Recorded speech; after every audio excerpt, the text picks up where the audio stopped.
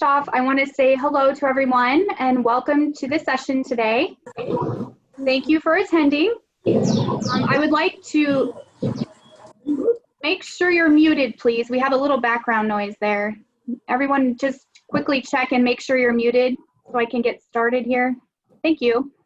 First off, I would like to introduce myself again. For those who may not know me, I am Allie Lampman, a program specialist new to the team here at Nutrition Services. I will be getting us started today. Presenting also will be Sean, Beth, Donna, and Sarah, along with some very special guests. We have a full agenda with lots of great information, so let's get started.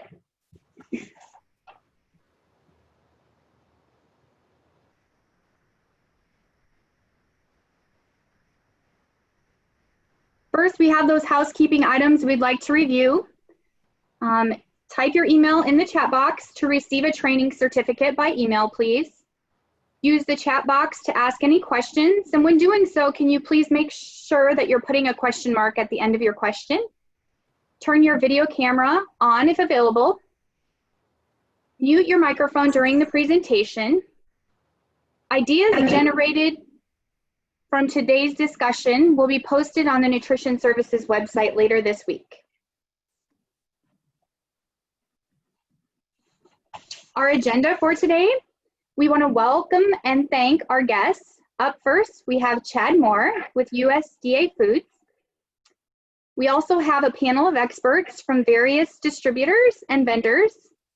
They will all talk about ordering considerations for the fall. Next up, we have exciting updates from Farm to School.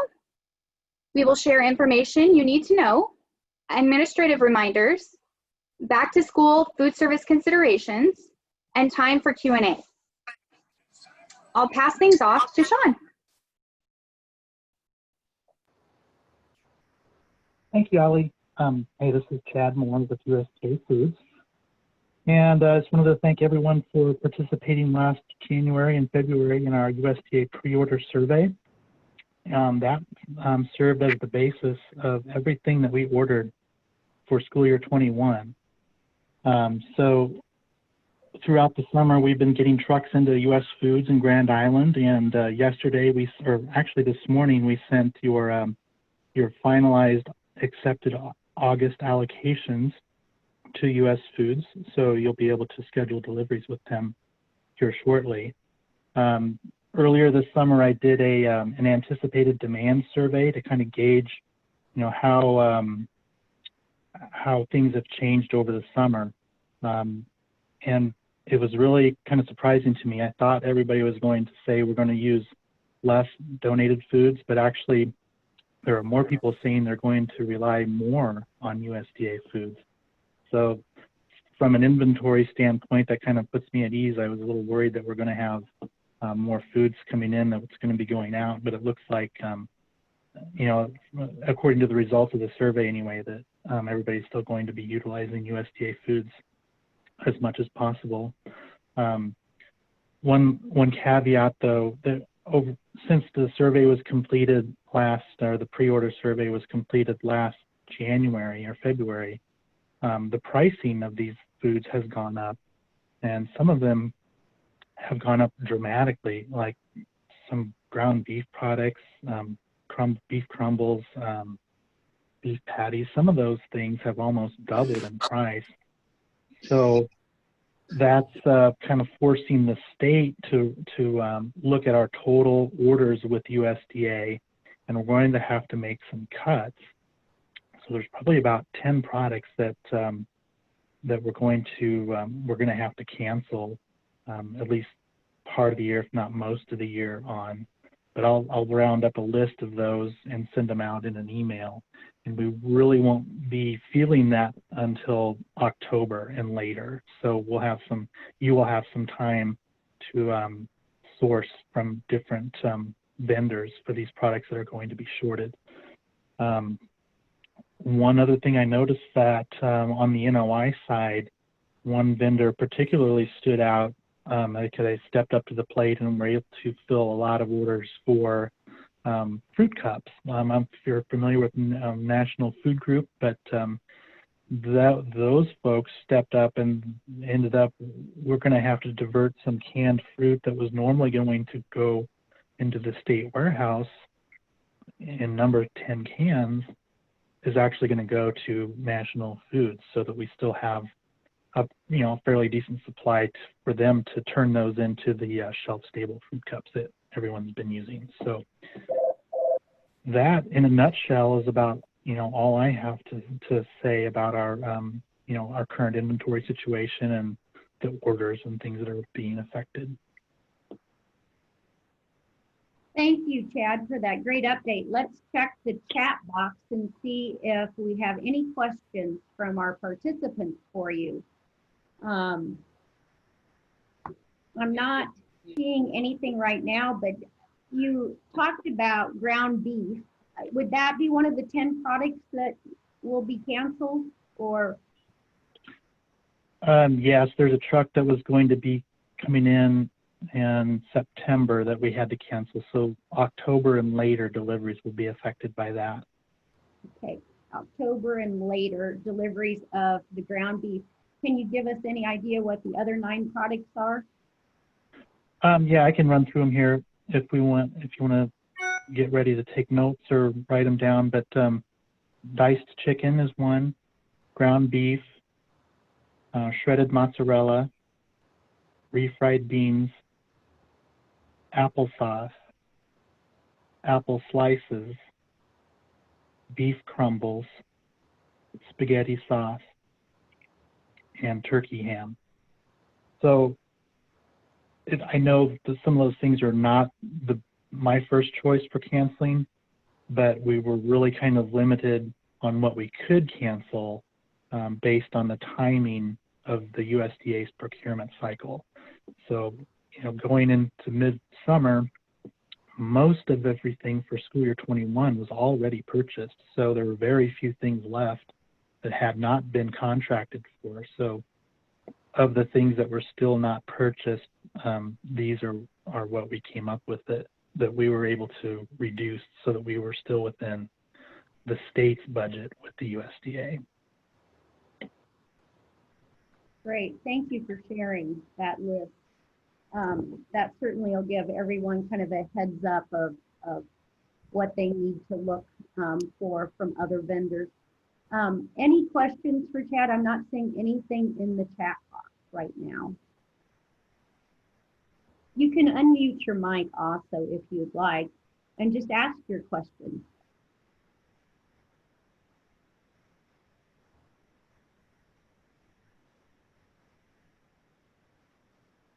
Chad, you did such an excellent job. There aren't any questions. It looks like. So thank you. We appreciate you joining us today very much. All right, thank you, anytime. Thank you. Okay, now we are moving on to another panel of experts. And once again, we are looking at ordering considerations moving into school year 2021.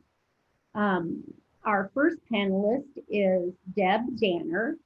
Deb is a manager. She's a broker with education segment at Key Impact Sales and Systems Incorporated. And a broker is an individual that works with vendors to bring product into the vendor's warehouse for distribution. So we welcome Deb. And then our next panelists include Kevin Reagan.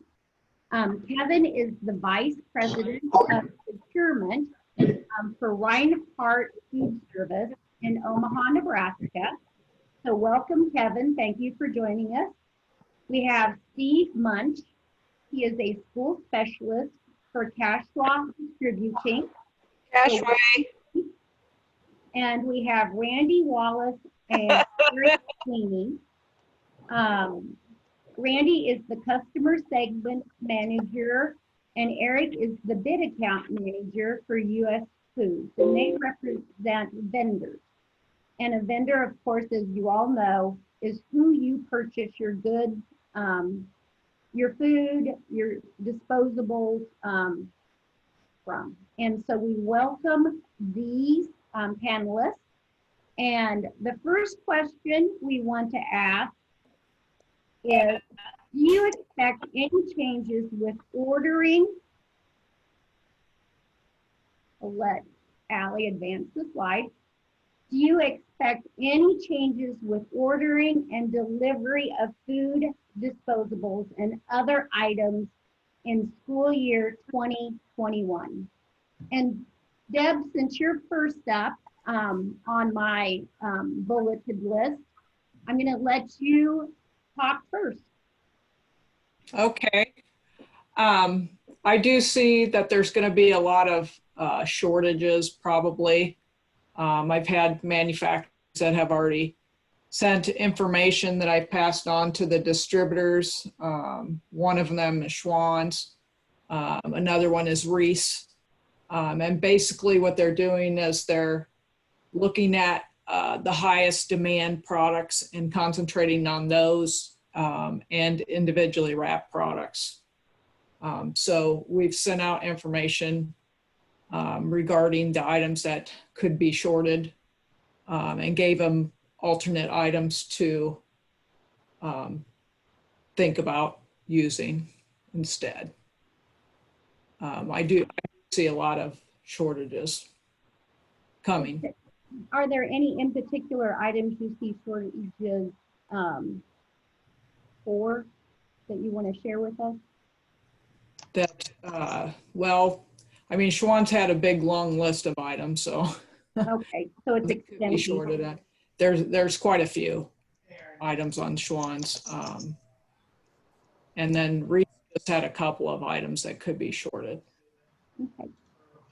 And all the, I think, you know, when I was at a board meeting on Saturday, and all the people that were at the board meeting did say they got communications from their distributor about it already. Great, thank you, Deb. Kevin, you're next up.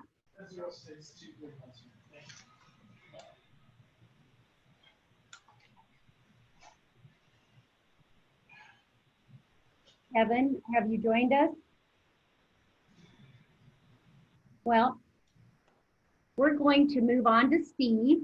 Steve, can you tell us about, from the vendor perspective, what changes you anticipate in ordering and delivery? Absolutely. Good afternoon, everybody. Thanks for having me on. One of the things that I might throw out there, just, you know, that might be helpful to a lot of our food service operators is the school nutrition COVID-19 chain reaction article that came out a couple weeks ago. That's an excellent article, you know, discussing food supply and food chain and distribution, and it kind of gives you some perspective on what's going on and what's happened in the last 3 to 4 months. So I've been handing it out to customers and emailing it when possible, just because it's a good, it kind of gives you a good prep on what's happening. But from Cashway's perspective, we're kind of doing business as usual. You know, we have our full bid schools and then our regular smaller schools. And I guess the bottom line is we're going to see shortages, and we already have experienced some, as Deb mentioned. You know, we do a lot of business with Schwann's and Reese, so we're going to be short on some items as well. And I know manufacturers are stepping up and trying to produce as much as they can so that they can meet the needs. And as Deb said, individually wrapped is a huge thing now, and people are surprised when we don't have those things. But you know, in the general normal school year, people just don't use individually wrapped as much because obviously that adds expense, and they don't need that. But now, and in the past few months, with curbside delivery and breakfast in the classroom, lunch in the classroom, and just different methods of serving, those are getting more and more popular. So that being said, some of those types of items, the manufacturer working really hard to get to meet the demands. However, we're finding that on some of those types of items, you know, it's a 3 to 4 week lead time to get those in. And it's the other thing that schools, you know, our customers have to take into account is that, and with any distributor, you know, they all have a different customer base. Could be schools, restaurants, healthcare, convenience stores, all of those things. So we stock products for all of those types of entities. So we're limited on space sometimes as well, because people say, why don't you just bring in extra? It's like, well, we try to bring as much as we can, but we still have to manage SKUs and warehouse space. But that being said, what I've been telling people is, you're going to have to, and everybody's been doing this since March, but just remain flexible, have an alternate plan. We can substitute things as we can. I know the USDA has been great about doing some flexibilities. Especially the meal pattern one was one when certain items were not available. Some of the things that we've already experienced in the last couple of weeks, our glove supplier, they're telling us, we've been allocated on the number of vinyl and nitrile and latex gloves we get. Essentially, I think we're probably going to run out. Those are all manufactured in China, and they come across on ships across the ocean, and it just takes time. We're hoping to be able to supply as much as we can, but poly gloves are the cheaper, less form-fitted gloves. We probably have a good supply of those, but with every school pretty much doing masks and gloves and all that thing, there's going to be a lot more demand on it. So everybody, and I can't speak for the other distributors, but they may be running into the same situations there as well. Some of the other things that are a little bit more difficult to get, and the manufacturer trying to keep up is, like cereal bars with General Mills. I know they're concentrating on just a few flavors to try and get those out, but we haven't been able to get those for 3 months. Individual fruit cups, those are kind of a hot commodity at this point. And it was good to hear that I guess Chad is going to have some available for everybody through that venue, which will definitely help. Some of the plastic bags like Ziploc bags, saddle bags, paper bags, I call them Walmart bags or t-shirt bags. We have good supply on those now.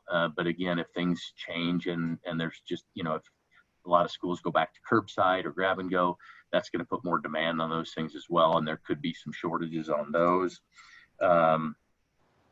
Cereal bowls, we've been keeping up pretty good, and sliced meats has recovered pretty well. Sliced meats took a pretty hard hit back in March and April, but things have recovered pretty nicely on those. But again, depending upon, how things go and how school starts, that could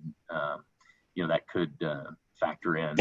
And as Deb mentioned, manufacturers are focusing on the more popular items. We've talked to a lot of the different manufacturers that we work with, and they're doing what they call SKU rationalization. So if they normally have 15 kinds of chicken nuggets, they might only be making 5 now, just to focus on the most popular. So there might be some that are not available at some point. But in general, we're doing okay. But once everybody starts ordering here in the next 1 to 2 weeks, it's going to put the hit on things. But if people are serving somewhat normal, and probably some of our other distributors experienced the same thing when March 13th hit and all the schools started canceling. We were sitting on a ton of inventory that would normally go out in April and May and through the rest of March. Well, with the 180 turn on product usage, we're still sitting on a lot of inventory. So we hope that we have a good supply to start shipping this first 4 to 6 weeks of school before we start running short on anything. So that can be a good thing. But hopefully if schools stay healthy and we're able to do somewhat normal cafeteria service, we expect to be able to use inventory as well. So anyway, that's I guess pretty much all I have. And I'd entertain any questions when it comes to it if anybody has any. So thank you. Thanks, Steve. Pretty extensive. I appreciate it. Randy and Eric from US Foods, would you like to tell us what you are expecting for ordering and delivery of food disposables and other items in school year 2021? Yeah, good afternoon. This is Randy Wallace with US Foods. I had an opportunity to meet a lot of you out there, a lot of smiling faces, so really good to see everyone. Steve did a really good job of, kind of identifying where our gaps are with our distributors. And, like Steve said, we did have some products left over with us kind of being the NOI distributor for the state of Nebraska. We geared up pretty heavy on those items. And so, our order guide out there is still showing a pretty good supply of the NOI type items net off invoice for everyone at this point. Again, Steve mentioned that once the schools start to order, we're going to kind of see what happens to those supplies and demand coming through. One of the things, and I hate to make people do a lot of work, but one of the things that we did was try and get a forecast of the popular items, kind of a weekly forecast on your top menu items for there, and that way we could proactively gear up for those things for as many people as possible. And with the supplier being able to support us on those items, we want to make sure we have plenty of stock on those items. Our delivery schedule for USDA is set up to start delivering those commodities here in the next week or so. So just so everyone knows on the phone, Julie Bennett is the administrative assistant for scheduling of those items. And I want to make sure that, if you haven't heard from her, that we reach out to her or myself to make sure that you're scheduled for your delivery, because there could be some changes of our contacts out there. And I think that's really important to get that first load of your USDA stuff in and make sure you've got those items, and then we can follow up with it on the other end of it. So again, it's the single serve items, individually wrapped items, high demand, low production at this point, that are going to cause us the most trouble. So I don't believe that Eric was able to join us. He was having computer problems this afternoon, so we'll forego that portion of it, I believe. But again, like Steve said, when we get through this panel here, if anyone has any questions regarding anything that I might be able to answer, I'll certainly be here to try and answer those questions. Thank you so much, Randy. Would you enter in Julie Bennett's contact information in the chat box for everyone so they know how to get a hold of her? Email and phone number if you have it available. That would be very helpful. And with that being said, I do have one thing on, this is Deb Danner again. Sure. Hey, I just wanted to let everybody know, I know Steve said that there was a problem with some cereal bars. I'm getting those, but we do have J&J Snack benefit bars. That is another great option instead of the cereal bar. And they have issues with getting product. So J&J Snack, the benefit bar, as a replacement for like the cereal, cereal bars. Mill cereal bars. Okay. Thank you, Deb. And Steve, you mentioned an article from the School Nutrition Association called Chain Reaction. And Beth was so kind to put the link in the chat box. So if you would like to read that article, the link is in the chat box. So copy it, and then you'll have that link to go to that article. So as we had our great panelists, thank you so much for the insight on what it might look like for ordering and delivery in school year 2021. What questions do you have that you want to ask our panelists? You can unmute your mic. Hi, this is Carrie Nielsen with Ashland Greenville Public Schools. Hi, everyone. I just am curious what kind of guidance we could get on forecasting when we're not really sure what way we're going to be serving in, you know, in a month, maybe even in 2 weeks.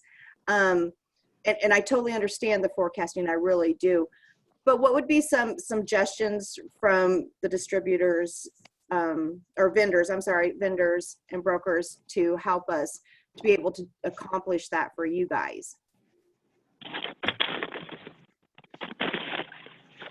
Carrie, this is Randy Wallace. You know, I do understand that it is a really uncertain future right now.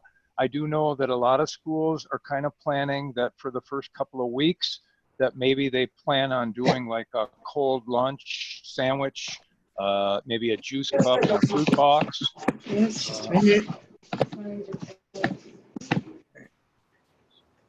Sorry about that. There was a little noise there. You know, they're kind of going that direction because they're afraid that they may be, you know, serving the children in the classroom versus a lunchtime sit-down situation. So for, you know, the first couple of weeks, they're almost planning that. And if it works out to be that they can sit down in the lunchroom, you know, then they can switch gears fairly quickly. But, you know, what a forecast looks like to probably Steve and I and Kevin would be more, you know, almost a week-to-week thing because we realize the uncertainty for you guys at this point.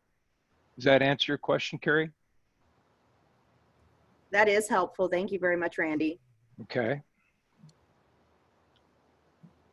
This is Steve. I might add to that, you know, some of our bid schools or larger schools, we've already started shipping items out, and you know, that's from estimated forecasts. But what I'm finding too, and you all might be experiencing this as well, I just had one district in Kansas notify me that school was pushed back to the end of August now. And so that might change on product needs as well, you know, when it comes to, you know, space and storage and so on. But as Randy said, you know, it's great to get information as to especially high volume items that a person might use. But we realize too that you guys a lot of you are planning, you know, week to week, and each time you have a meeting with your superintendent or your principal or your team at your schools, things might change from, you know, day to day and week to week as to what you're going to do and what menu you're going to serve. So we're trying to cover all bases just based upon what we typically do, but then ramp up on some of those, you know, individually wrapped or, you know, portion cup type of items. So hopefully that, you know, helps you as well. Thank you. Thank you, Great. Steve. Good. A question has been posted in the chat. How is the stock for to-go containers, like the styrofoam or foil with compartments?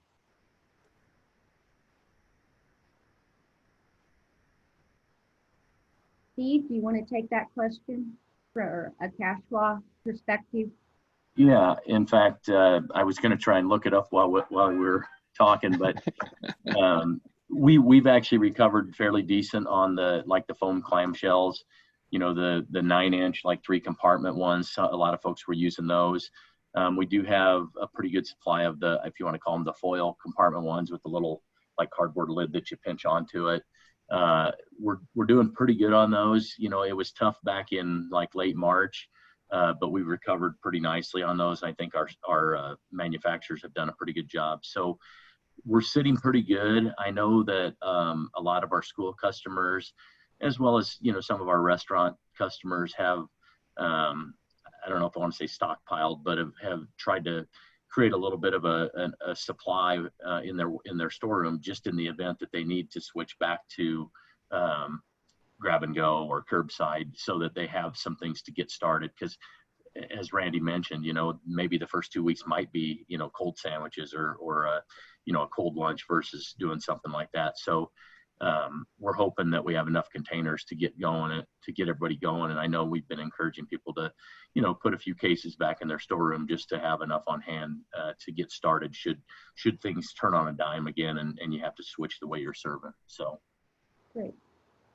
Randy, do you want to address that question from your company's perspective? Yeah, perfect. You know, a lot of the suppliers were kind of trying to steer us into a sturdier, more of a fiberboard type scenario.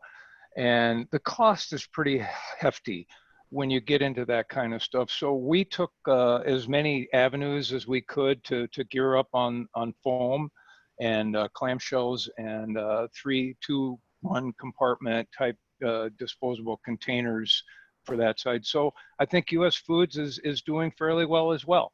And I think if we don't have to go back into a massive, you know, curbside distribution, that we should be able to supply our customers this year. Great. Yep. Thank you. I don't know if Kevin has joined us. Kevin, are you in our audience?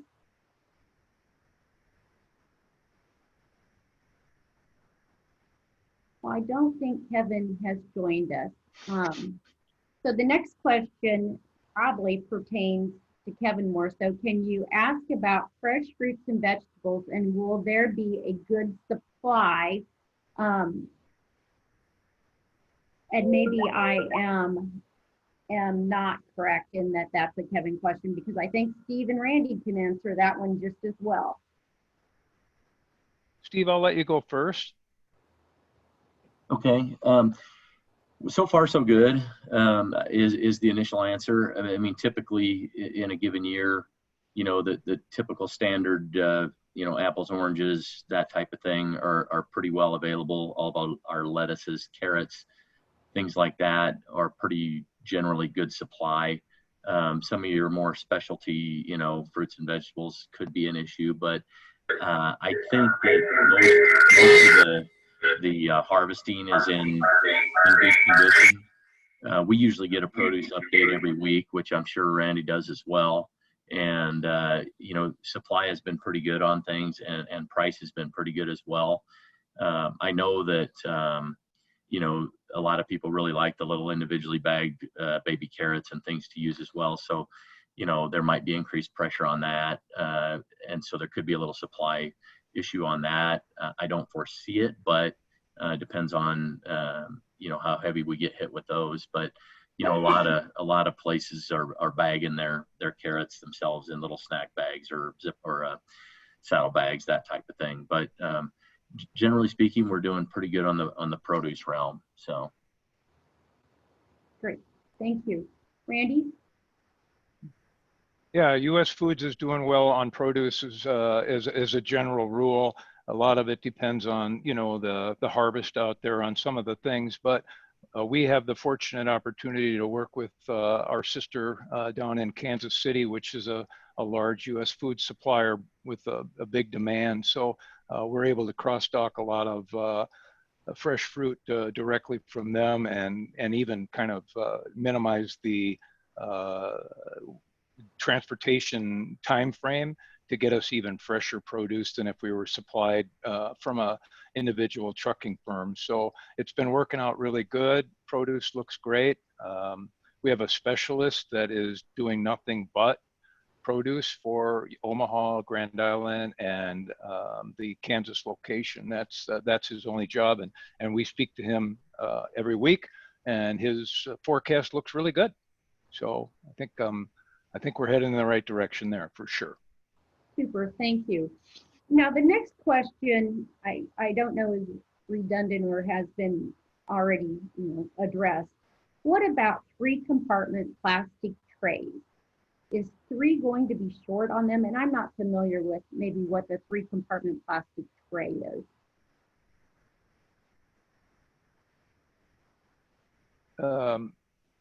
Steve, do you carry a plastic tray? I guess I'm wondering if they mean maybe like the clear plastic clamshell that you close, yeah. Which, you know, we're okay on supply on those if that's what they mean. Those tend to be a little pricier than your styrofoam ones, so those don't typically move in this situation as well. But if it's something that you want to merchandise or be able to see, it's a real nice container to do that. But I guess they could correct us if I'm wrong. because we don't have like a 3-compartment, like, I guess, plastic or hard plastic tray that I'm aware of. So I think you're probably right there talking about the clear clamshells that I've seen. So thank you. And then as we go on, let's see what else we have. Are the number or cases we have to order changing? Even 10 is tough for me, as I am only feeding 12 students this year. Is there a way around ordering that many cases? Well, we're talking a pretty small school, and I can imagine 10 cases is a lot for a small school. So is the number of cases that they have to order changing from either of your companies? U.S. Food, sorry, Steve, U.S. Foods order minimum is 10 cases. However, we will combine the USDA delivery with the commercial delivery for them to hit minimums in that respect. So that's just one opportunity for them to be able to look at, hey, when I'm getting, you know, my commodity load, I can throw, you know, some other items onto that to get past those minimums. And ours isn't changing. Our typical minimum is $400, not a case minimum, but and we work around breaks and things with people typically, and that's not that hard to meet. But for a small school, it could be challenging to where a person maybe only needs to order every other week. I've seen some smaller schools where they either don't have the space or the number of kids. You know, they're you know, ordering some of the basics. You know, whether it's center of the plates and maybe some of the canned goods, but then maybe they get their fresh produce from the local grocery store or something like that, so that they can buy the quantities that they need versus, you know, because produce obviously is going to, you know, it's got a pretty short shelf life on it compared to, you know, the canned goods and frozen. So that might be and maybe that's what they're already doing, but be a good avenue to maybe, you know, patronize the local grocery store if there is one available. For produce and things like that. The other things, you know, if it's shelf stable, you know, you can buy and maybe order every other week or every third week if that works. But that's maybe an alternate solution. Great, thank you so much. Will there be shortages on 100% juice boxes like the 4-ounce apple and Eve? I'll speak to that first. So far, we're good on those. Obviously, the demand for those picked up as well. A lot of people typically use the 96 4-ounce frozen cups, but made a shift over to the boxes. And since March, we've still been able to keep a supply in. And so far, so good on that. Okay, great, Randy? I feel the same way. We geared up on all flavors of 4-ounce and the 6.7 individual box. So looking like supplies are going to be great come middle of August or whenever we start. I think a lot of schools are still anticipating their original start date. So what else do we have for our great group of panelists? One of the questions that I saw out there was the Schmuckers and Uncrustables. That has been a real challenge during the summer. However, I see that, you know, there's allocations going out in larger quantities now. We have also reached out to a couple other suppliers that make something almost identical to the Uncrustables, and you know, they didn't have a better demand either, but it looks like Smuckers is doing pretty good on production. A couple different flavors, grape and strawberry, I think that will be available and should be right here around the corner to take care of that need. Super, good news. I'm looking through the chat box as I speak. Will we be able to get condiments in packages like ketchup, mustard, Miracle Whip, and sour cream? I'll jump on that if you want. What we're seeing is obviously a lot of people are making the switch to those, and right now there's a good supply, but we're already seeing from like Heinz is starting to allocate some of the amounts of product that we can get on packets and things like that. So, if you can imagine all the schools across the country, or the majority of them, switching over to portion pack and condiment, individually packaged items, there's going to be a huge demand on that. So I'm hoping they can keep up. I mean, right now we're okay, but it's hard for me to say 6 weeks down the road where we'll be, because I know in talking to our purchasing person, Mike, that buys all those products, I know he's already told me we've got cut on a couple of orders. Now, hopefully they're ramping up and we'll catch back up. But the good news is like on ketchup, we have probably 5 or 6 different ketchup packets and different quantities that we could cover people, but and a couple different manufacturers, and kind of the same with the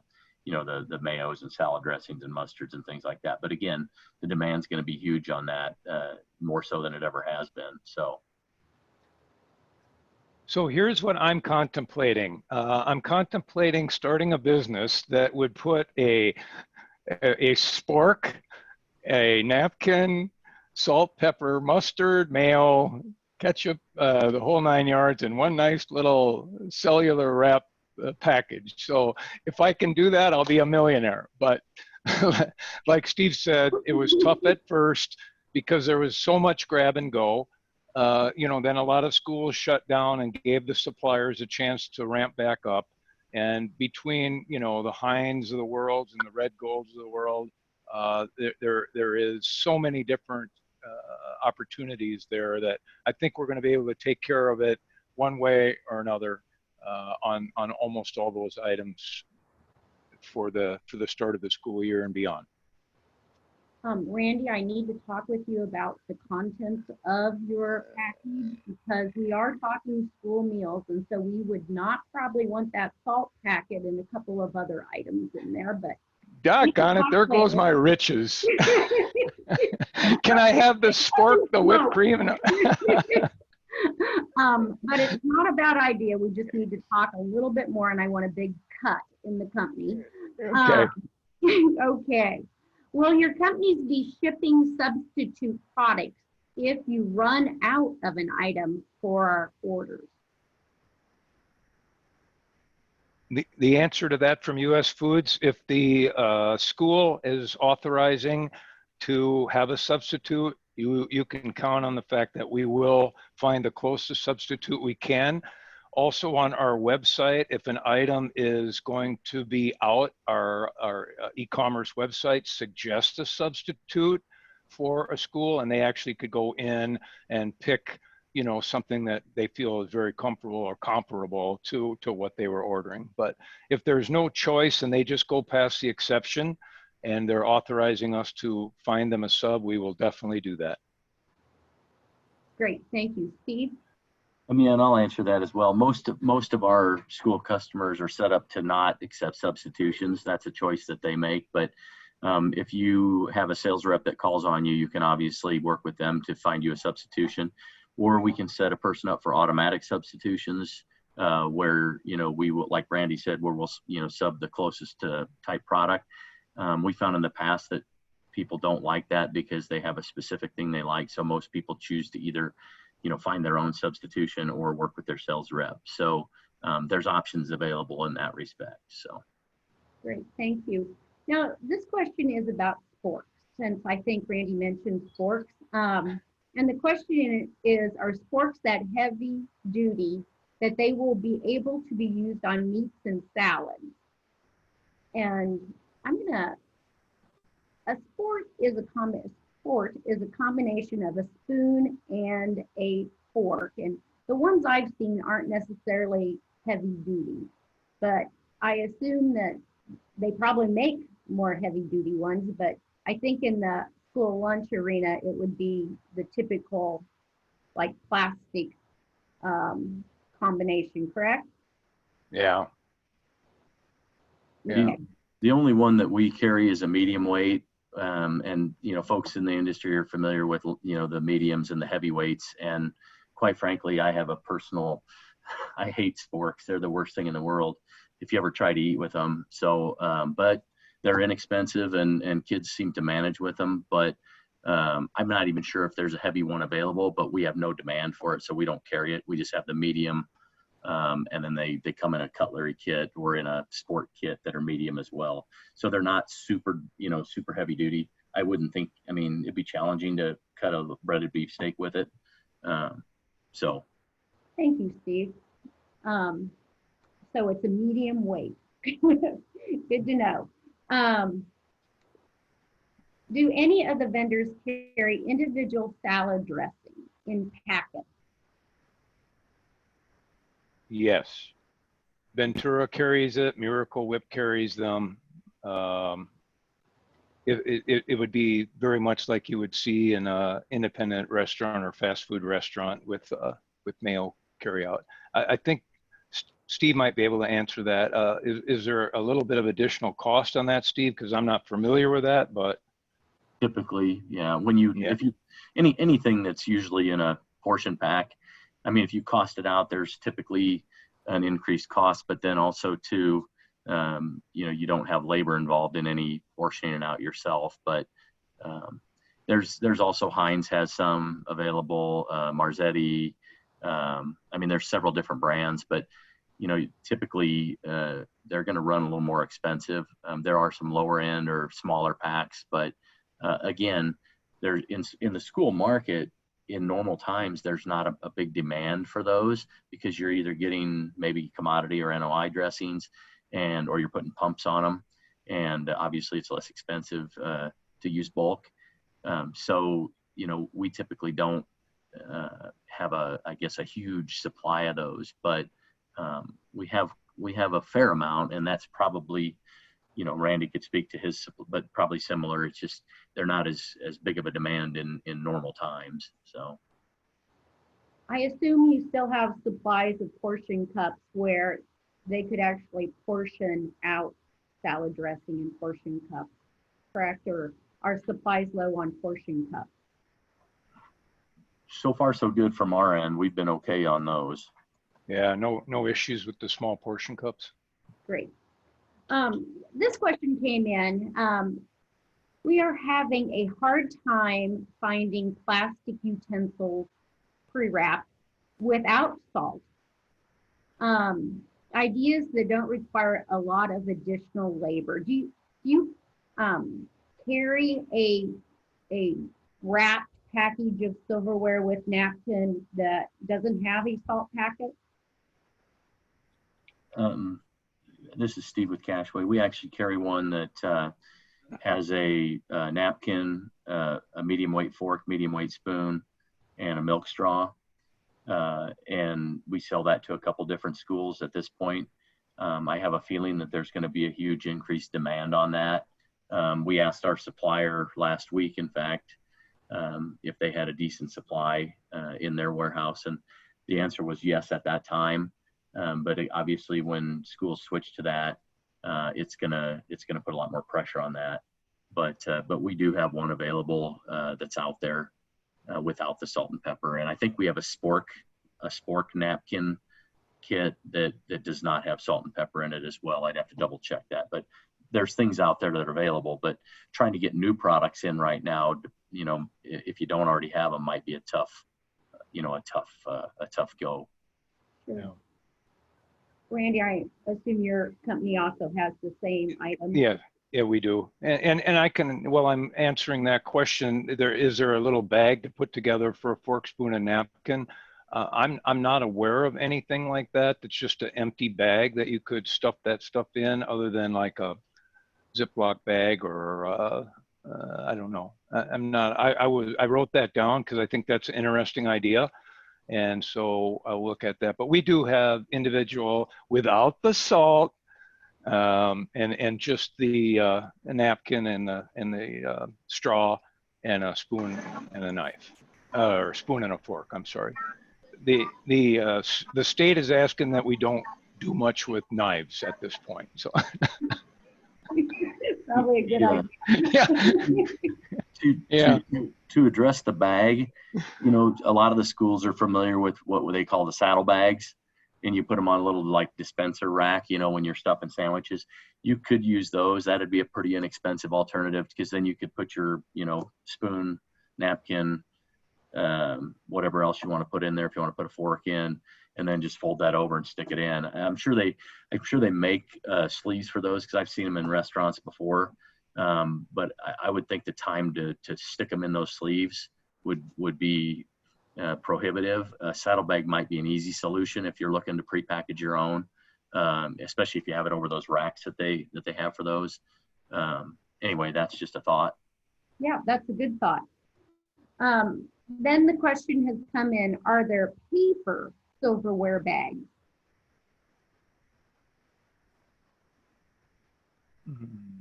Another I guess, question, paper Yeah. bags for breadsticks that might work?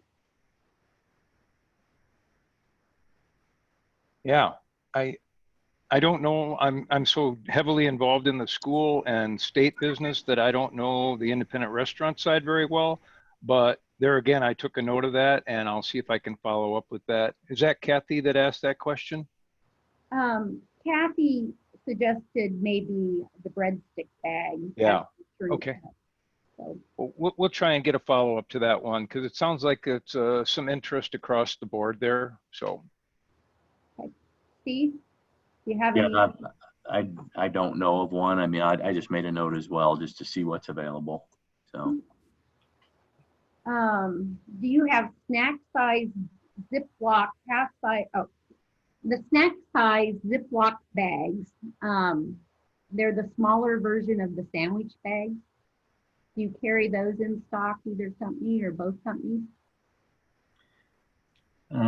We actually brought those in back in March, and we brought in 50 cases to start, and they went like wildfire. And then we brought in another 50 and another 30, and then the manufacturer started allocating us.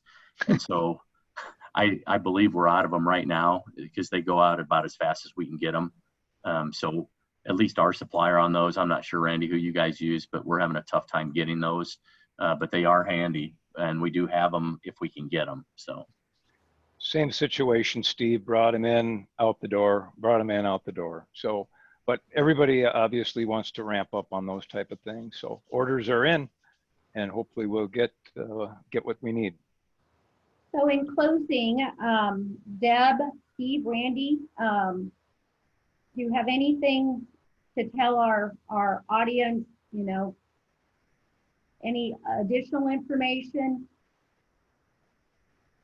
Just a big thank you for joining us today and answering so many questions.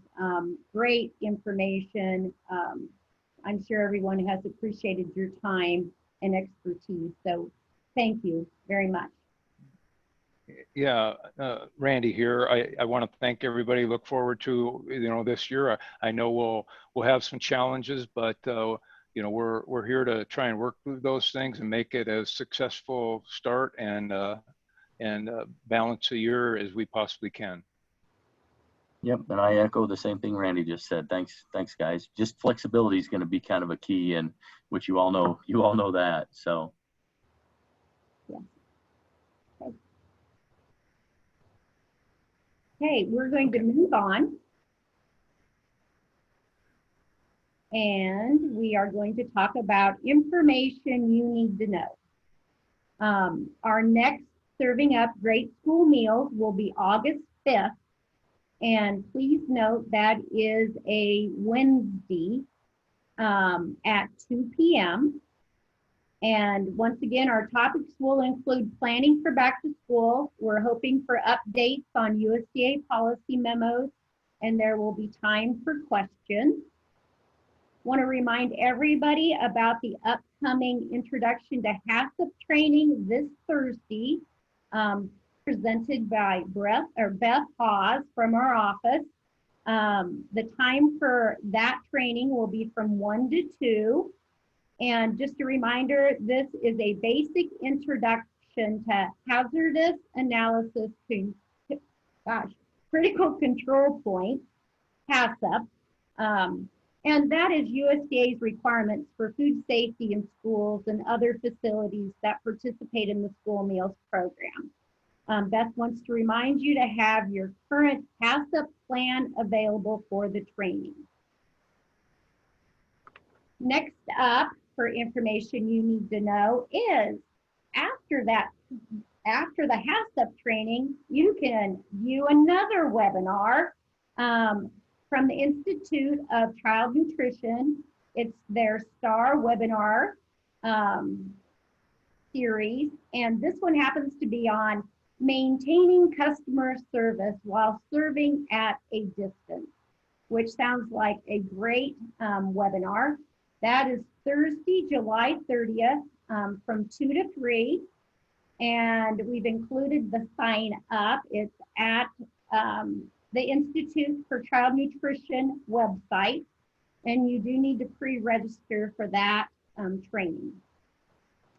And the reason we are moving our next session to Wednesday is because of the Produce Safety Summer Series start next Tuesday, August 4th.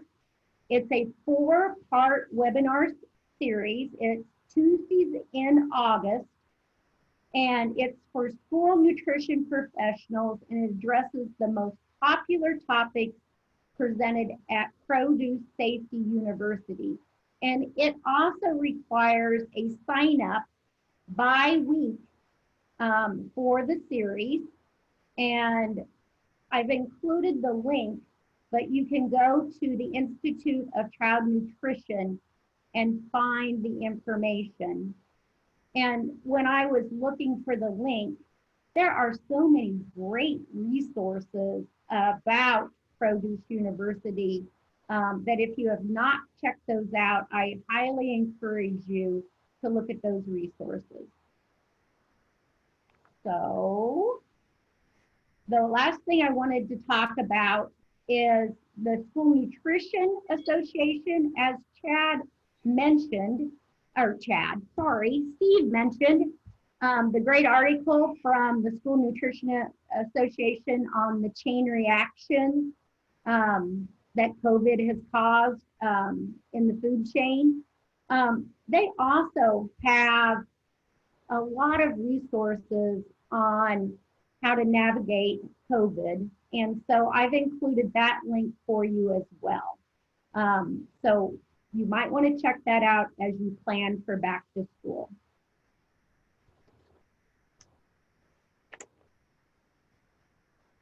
So I believe, let's see,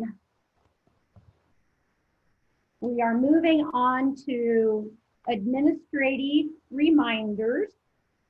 And finally, the reimbursement rates have been released by USDA. They are posted on the Office of Nutrition Services website. And you can find those on the home page under Quick Links reimbursement rates. So we have waited for those, and those have been released. Wanted to remind everybody about your direct certification list. Those are available as of July 1st, and encourage private schools to make sure that you upload your enrollment for the most current and accurate information for matching with the direct certification list.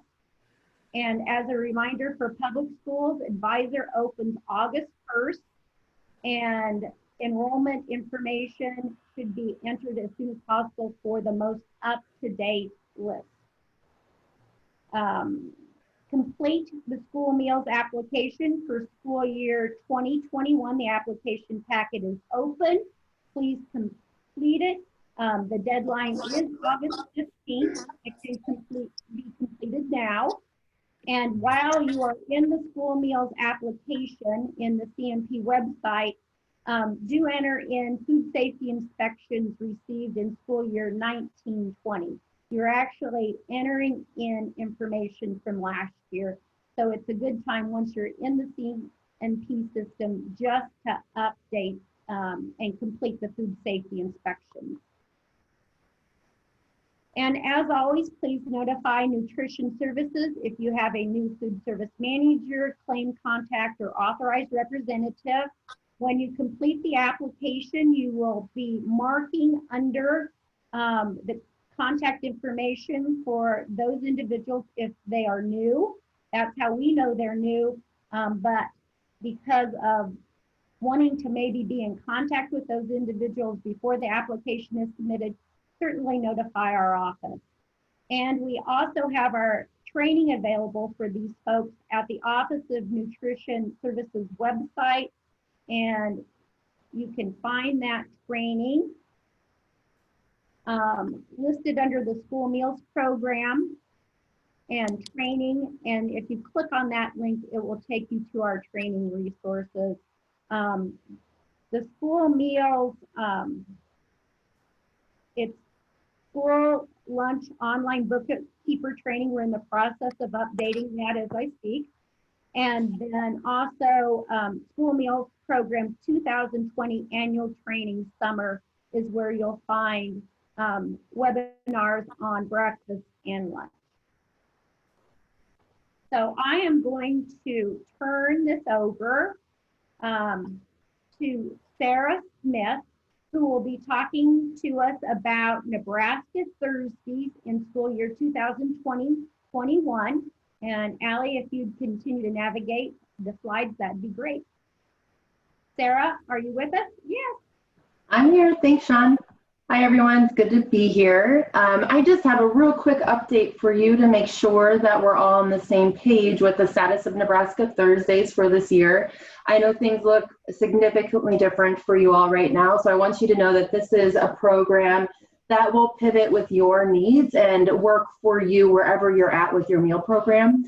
So I encourage you, if you are not yet registered for Nebraska Thursdays, on our website, you can go to Nutrition Services and you'll see Farm to School as an option in our navigation bar.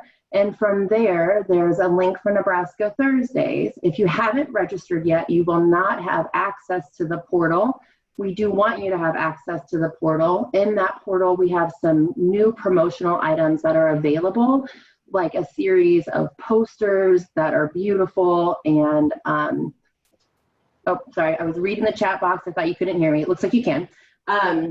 And we also have some items like some new tattoos for students. We have wearable stickers.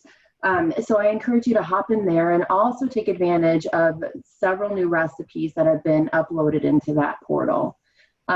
So there's a registration link, and for all that are registered by September 15th, let me take a step back. If you are already registered for Nebraska Thursdays, in order to maintain your registration, we do have a quick end of year survey that we've really streamlined for this beginning of this school year in order to make it easy for you. So the link that you see here will be emailed to all registered schools from last school year to hop in there and just get that done quick, and then you can maintain your registration and access to the portal. For all of those that are going to maintain that registration, then you will be entered into a giveaway that I'm very excited. We have a funding for full packages for 2 Tower Gardens that we'll be giving away in October for Farm to School Month. So you will be automatically entered into that raffle, and as well as receive all of your sites in the district that are registered and participating in Nebraska Thursdays will receive a vinyl banner that you can hang in your cafeteria.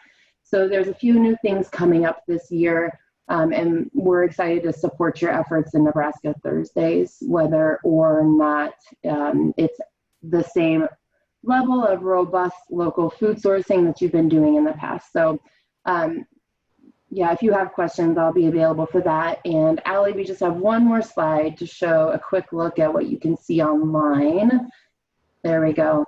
So you can see a couple of these things here. We have aprons. This is one picture of the series of posters that we have. And then that thing at the bottom is called a Momo stick, which is a finger grip for your phones, for your smartphones. And then this picture here is just a screenshot of what our recipe portal looks like. You can get in there and play around with it. And we'll be continuing to add seasonal and local food recipes to that portal. So please don't hesitate to reach out with questions, and we will do our best to answer them. Thank you. Thank you so much, Sarah. Now we're going to turn this over to Donna Handley from our office, and she will be talking with us about food service considerations in school year 2021. Yes, and Allie, if you want to go ahead, I don't think we talked about this, but if you want to go ahead and work with the slides, then I'll just share when I go to the web, if that's okay.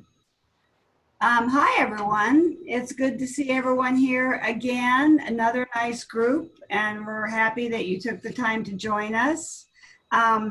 In the next few slides, we'll talk about some food service considerations and also some training resources. We've been getting some inquiries about training, and that's important too at this point in time.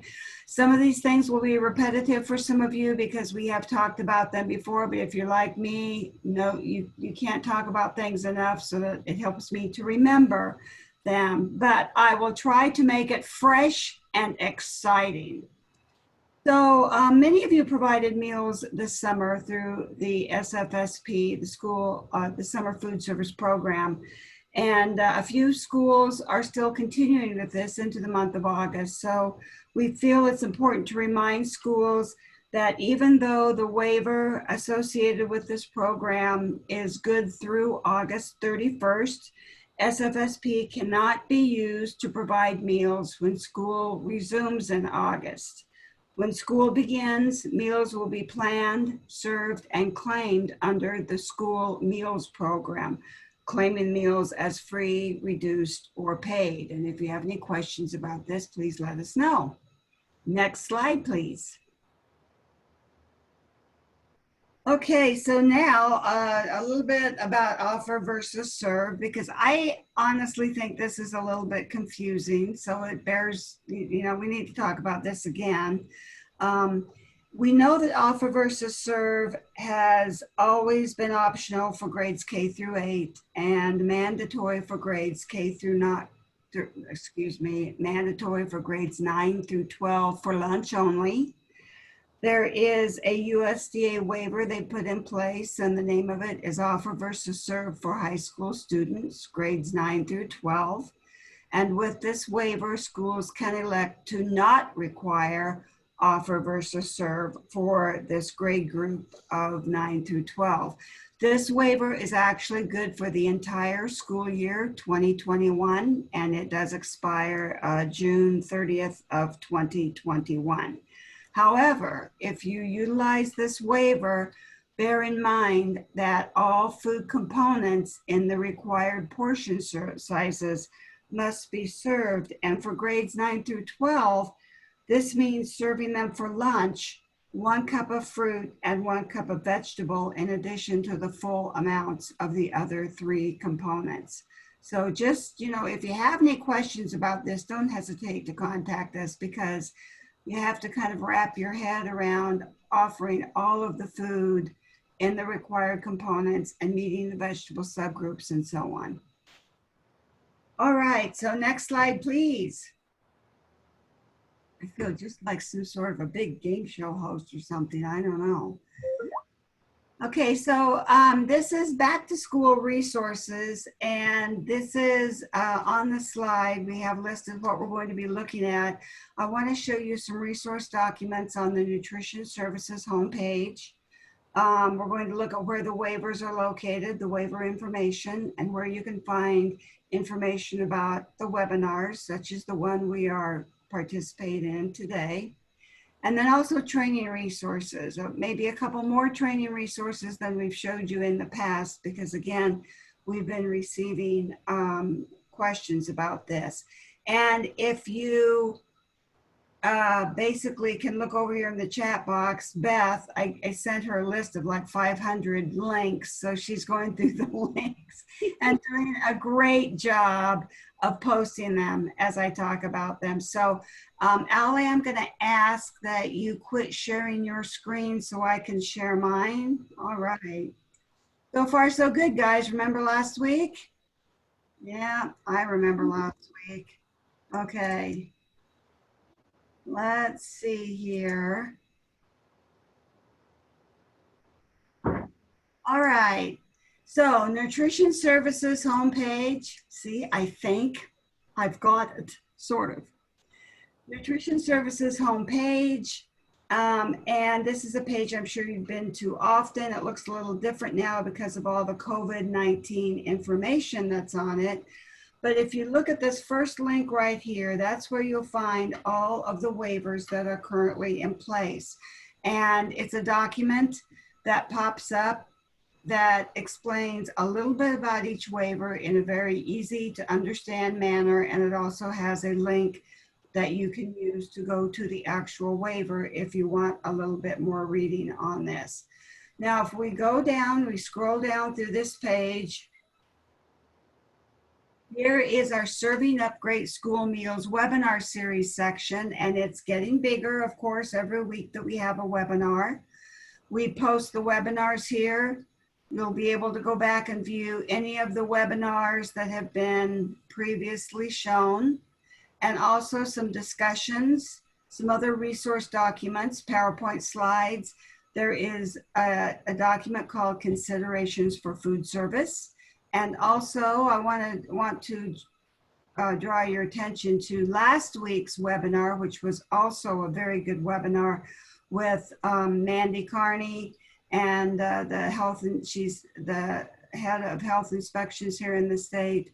And she gave us a lot of good food safety information.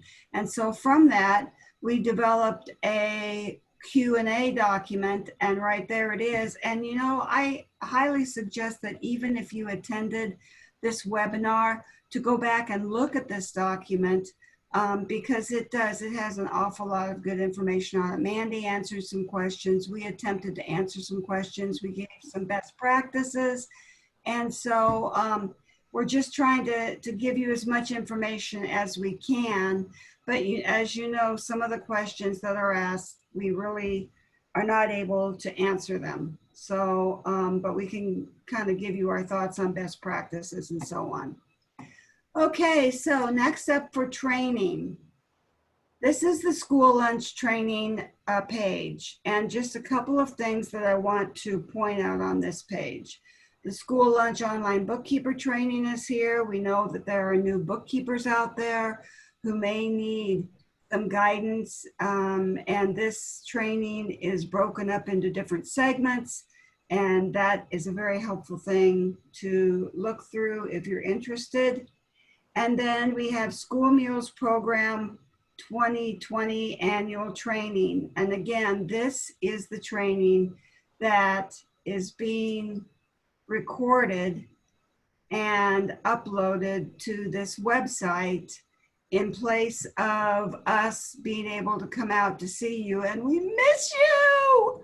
But in place of that, we because we don't have any face-to-face training scheduled this year, as Michelle gets these recorded, because she's doing the bulk of the work recording these segments, we will have more of them posted on this webpage. Currently, we have the breakfast meal pattern posted and the lunch meal pattern posted. And then if you scroll down, there are training resources that go along with the training components. And these you'll find that, you know, how you usually come and sit for 6 hours and listen to us and interact with us. Well, these are much shorter, and you can, you know, maybe view a couple at a time. These are really great for new managers. And we actually say that new managers must watch these because it gives you an idea of where to start with learning things for the meal pattern and learning how other things work. I believe next up, we may be posting the grains portion, and then there's one on offer versus serve in the wings, and one that will hopefully be about recipes and labels and so on. So there's more to come. But this is also training that a lot of staff will attend in the summer. And since that's not possible, this can be used for training hours, and you can grab some CEUs from watching this training. Okay, let me see my notes here. One place here to go, we're getting there. Next to last is the Professional Standards webpage. And the Professional Standards, they're the third link down actually. The 2020 Professional Standards Training Requirements. We're going to click on that. And we'll notice that a document pops up with live links in it. And the first thing you'll see is a reminder of how many hours, depending upon your title, you are required to get, how many continuing ed credits or hours per year. And we also have a different feature this year. You know, you've always been able to earn extra hours in a year and roll them over into the next year. Well, because of the abrupt way that school ended this spring, you may not have been able to acquire all of the hours that you are supposed to have.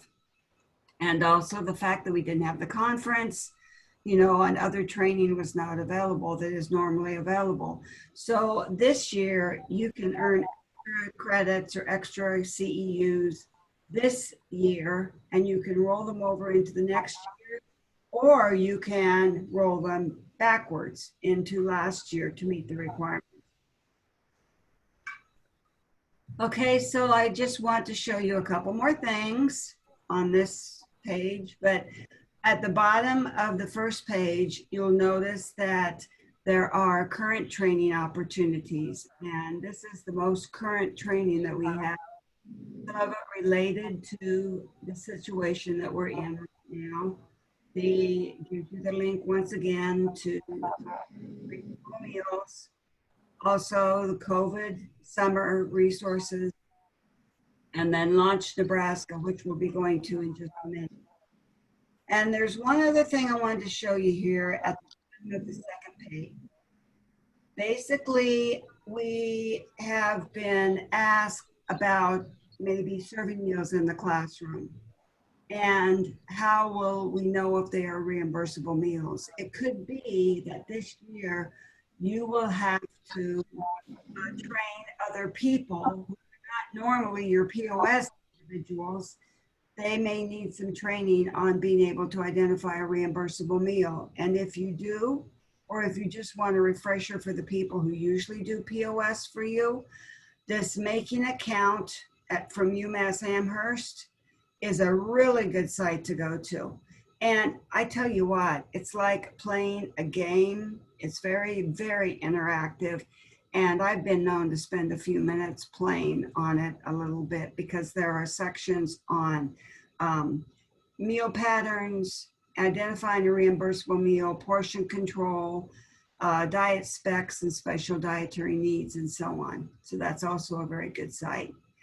And then last but not least, Launch Nebraska. I hope that all of you have been on this website for at least a little while, if you can. There's a lot of good information here, but our main focus is, once again, the conditions for learning and the nutrition services supporting considerations. It pops up as a Word document, and then it pops up over on my other screen, because I knew that would happen eventually. But here it is. And we format it a little bit here. An 8-page document that gives you a lot of things to think about when planning your school meals program this fall. So won't spend a lot of time looking at this, but there are a lot of food supporting considerations for food service that are very important. So that's all that I have. I'm going to stop sharing, and maybe Allie will go back to the last screen that we have in the presentation.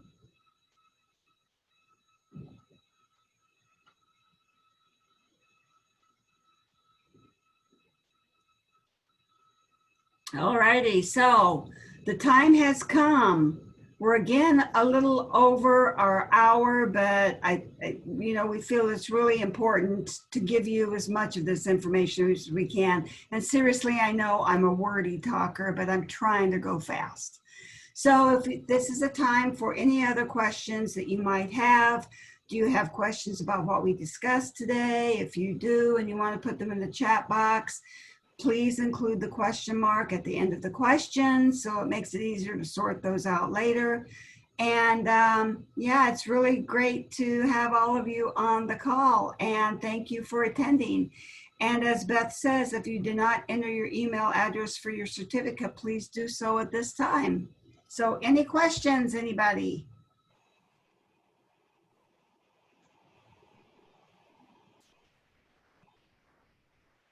Donna, I think it's important to tell our group that we are continuing to update our training and that we are currently working on updating our new bookkeeper training, and that will be posted soon. Thank you, Sean. That's a good thing to point out, yes. Anybody else on the team have anything to add that I may have missed in my ramble? Any questions for us that you have that we can try and answer?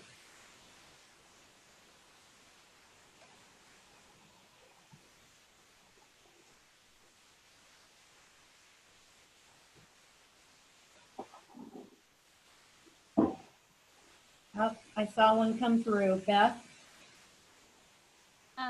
Judy asked if we can combine, can we do a combination of offer versus serve depending on what level of public health we are at?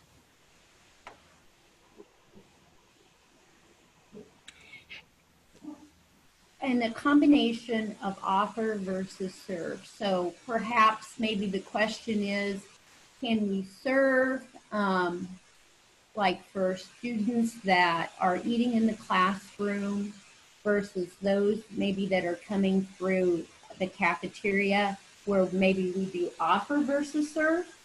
And yes, that is possible that you would have all food components in required portion sizes for, let's say, example, your first, second graders, kindergartners, and then 3rd through 12 would go through go to the cafeteria, and you would implement offer versus serve. Yes, that's acceptable. And then will we be doing on-site reviews this year with COVID issues? As of right now, we haven't received further guidance from the national office. And so that's yet to be determined what our reviews will look like this upcoming year. We are waiting. What precautions should we take when cleaning the lunchroom between groups? Need to make sure that you wash and sanitize the tables and any flat surfaces that are frequently used.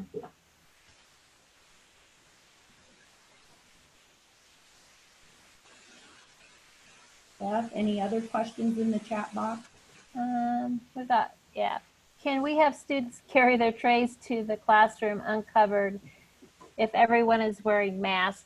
Yes, you can do that. If everybody has masks on, you should be fine.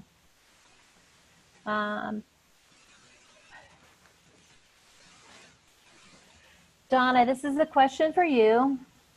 How do you know how many credit hours you have, and how do you count the hours? Well, for something like this webinar, you would count the entire time from 2 o'clock until when it ended. You can count as little as 15 minutes for your training. And what we ask, now we do give the opportunity for you to get a certificate at the end. So please give us that information, your email address to send you the certificate. Then you fill it out with the appropriate amount of time, and you can keep that in your file. So when we do come for a review, we can see that. There will be training opportunities that don't provide a certificate, and it's perfectly fine to keep track of those training hours on a training log, and we do have a training log, a couple of different logs that you can use on our professional standards website. So yeah, just keep track of your training. We have to do that too, actually. We have to keep track of our training. So. And Donna, what information is important when they're tracking their own on a log? Well, the title, hours, the people, you know, we do have a log that's a yearly log where you can put you and all of your coworkers down. I mean, the whole food service crew can be listed, and then you can just mark off which sessions they have attended. And then also total up the hours at the end, because we will be looking at the total number of hours you earn each year. And again, you know, if you need hours for last year, you can earn extra this year. And every one of these webinars counts. If you go in and print off one of the resource documents that go along with the webinar and you sit down with your crew and discuss it, you can count that time for you and for everyone else also.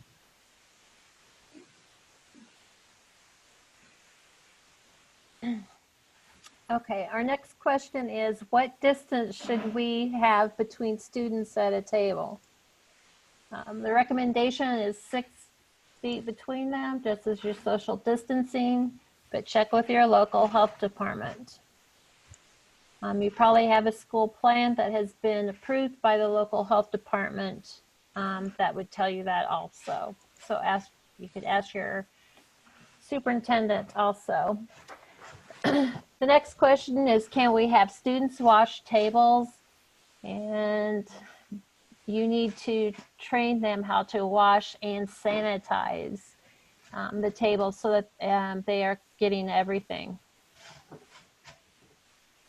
How are most people handling the potable water during lunch? Some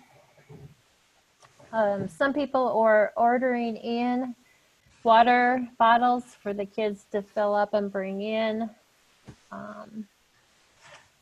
from home. Others are having the students bring them in from home.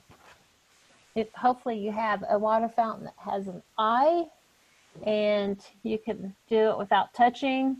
Most fountains will be off, as you don't want the students to touch the fountain piece with their mouth. You may have to have someone pouring water if you don't have that access with the water station that fills up with the eye.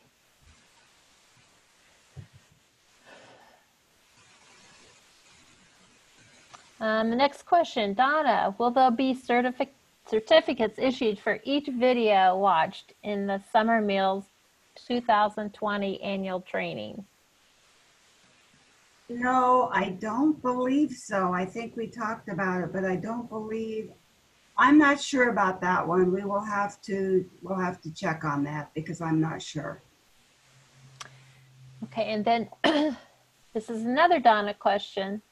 Where can we find the training log at 4 hours? Sorry. I am putting the address into the chat box as we speak. There you go. That's where you find at the bottom of the page. There are the training logs. And if they go to our website, it's under professional standards, where you showed us earlier, Donna.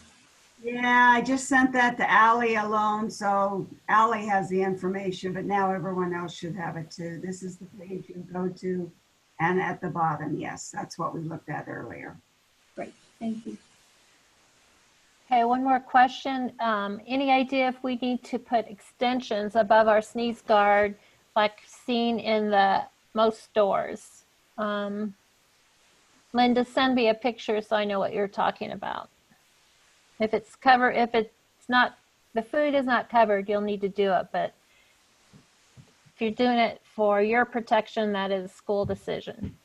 But send me a picture and I can help you with that.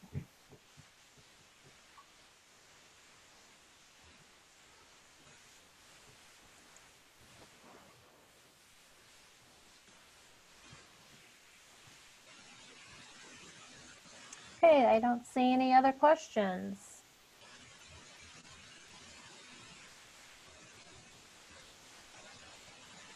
a big thank you to everyone for joining us today. We'll see you August 5th, which is next Wednesday, for our next Serving Up Great School Meals. Thank you for joining us today. And please reach out to us if you do have questions. These webinars are posted, as Donna has shown you, on our website, along with the question and answers from today. So thank you very much and have a great day. Thank you, everyone. Bye.